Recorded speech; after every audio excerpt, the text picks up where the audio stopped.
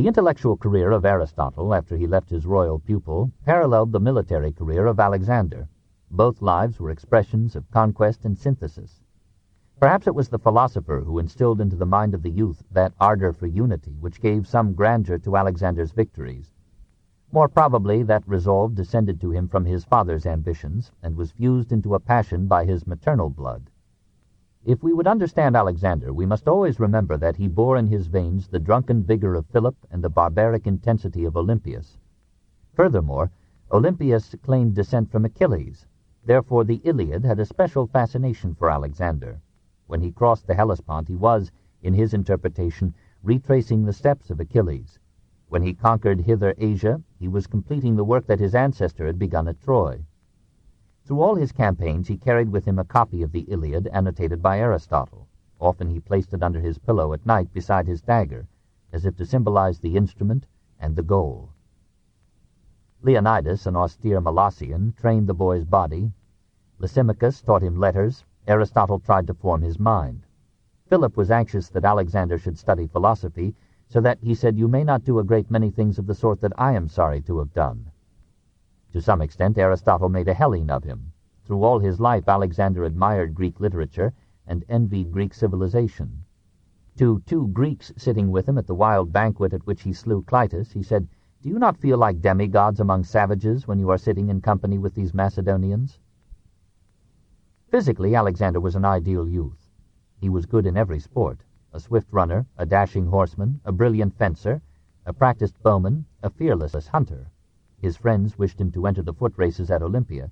He answered that he would be willing if his opponents were kings.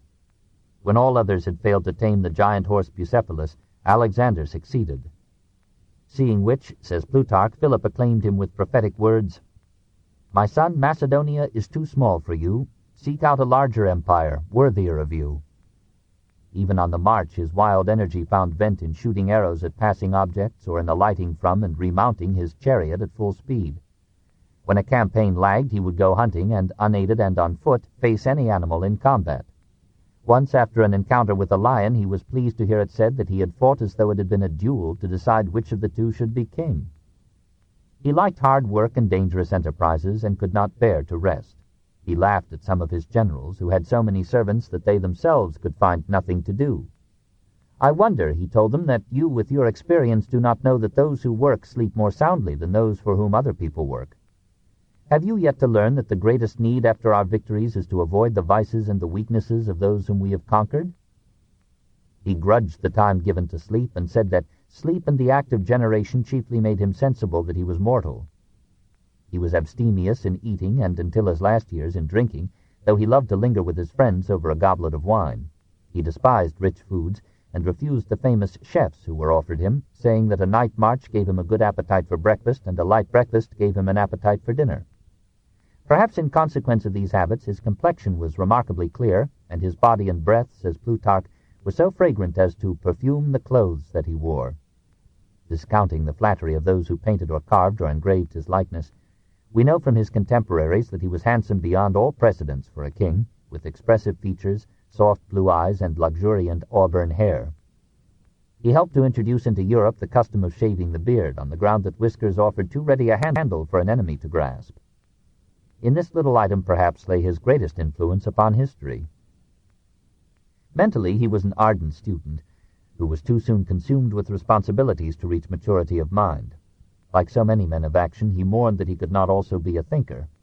He had, says Plutarch, a violent thirst and passion for learning, which increased as time went on. He was a lover of all kinds of reading and knowledge, and it was his delight, after a day of marching or fighting, to sit up half the night conversing with scholars and scientists. "For my part," he wrote to Aristotle, "I had rather surpass others in the knowledge of what is excellent than in the extent of my power and dominion." Possibly at Aristotle's suggestion, he sent a commission to explore the sources of the Nile, and he gave funds generously for a variety of scientific inquiries. Whether a longer life would have brought him to Caesar's clear intelligence, or the subtle understanding of Napoleon, is to be doubted. Royalty found him at 20, after which warfare and administration absorbed him. In consequence, he remained uneducated to the end. He could talk brilliantly, but fell into 100 errors when he wandered from politics and war. With all his campaigns, he seems never to have gained such acquaintance with geography as the science of his time could have given him. He rose at times above the narrowness of dogma, but remained to the last a slave to superstition. He put great confidence in the soothsayers and astrologers that crowded his court. Before the Battle of Arbela, he spent the night performing magic ceremonies with the magician Aristander, and offered sacrifices to the god Fear. He who faced all men and beasts with a very ecstasy of courage was easily alarmed by portents and prodigies, even to changing important plans. He could lead thousands of men, could conquer and rule millions, but he could not control his own temper. He never learned to recognize his own faults or limitations, but allowed his judgment to be soaked and drowned in praise. He lived in a frenzy of excitement and glory, and so loved war that his mind never knew an hour of peace. His moral character hovered between similar contradictions. He was at bottom sentimental and emotional, and had, we are told, melting eyes. He was moved sometimes beside himself by poetry and music. He played the harp with great feeling in his early youth. Teased about this by Philip, he abandoned the instrument, and thereafter, as if to overcome himself, refused to listen to any but martial airs. Sexually, he was almost virtuous, not so much on principle as by preoccupation. His incessant activity, his long marches and frequent battles, his complex plans and administrative burdens used up his resources and left him little appetite for love. He took many wives, but as a sacrifice to statesmanship. He was gallant to ladies, but preferred the company of his generals. When his aides brought a beautiful woman to his tent late at night, he asked her, "Why at this time?" "I had to wait," she replied, "to get my husband to bed." Alexander dismissed her and rebuked his servants, saying that because of them he had narrowly escaped becoming an adulterer. He had many of the qualities of a homosexual, and loved Hephaestion to madness. But when Theodorus of Taras offered to sell him 2 boys of great beauty, he sent the Tarentine packing, and begged his friends to tell him what baseness of soul he had shown that anyone should make such a proposal to him. He gave to friendship the tenderness and solicitude that most men give to love. No statesman known to us, much less any general, ever surpassed him in simple trustfulness and warm-heartedness, in open sincerity of affection and purpose, or in generosity even to acquaintances and enemies. Plutarch remarks upon what slight occasions he would write letters to serve friends. He endeared himself to his soldiers by his kindliness, he risked their lives, but not heedlessly, and he seemed to feel all their wounds. As Caesar forgave Brutus and Cicero, and Napoleon, Fouché, and Talleyrand, so Alexander forgave Harpalus, the treasurer who had absconded with his funds and had returned to beg forgiveness. The young conqueror reappointed him treasurer, to all men's astonishment, and apparently with good results. At Tarsus in 333, Alexander being ill, his physician Philip offered him a purgative drink. At that moment a letter was brought to the king from Parmenio, warning him that Philip had been bribed by Darius to poison him. Alexander handed the letter to Philip, and as the latter read it, Alexander drank the draught, with no ill effect. His reputation for generosity helped him in his wars. Many of the enemy allowed themselves to be taken prisoner, and cities, not fearing to be sacked, opened their gates at his coming. Nevertheless, the Molossian Tigris was in him, and it was his bitter fate to be ruined by his occasional paroxysms of cruelty. Having taken Gaza by siege and assault, and infuriated by its long resistance, Alexander caused the feet of Battus, its heroic commandant, to be bored, and brazen rings passed through them. Then, intoxicated with memories of Achilles, he dragged the now-dead Persian, tied by cords to the royal chariot, at full speed around the city. His increasing resort to drink as a means of quieting his nerves led him more and more frequently in his last years to outbreaks of blind ferocity, followed by brooding fits of violent remorse. One quality in him dominated all the rest: ambition.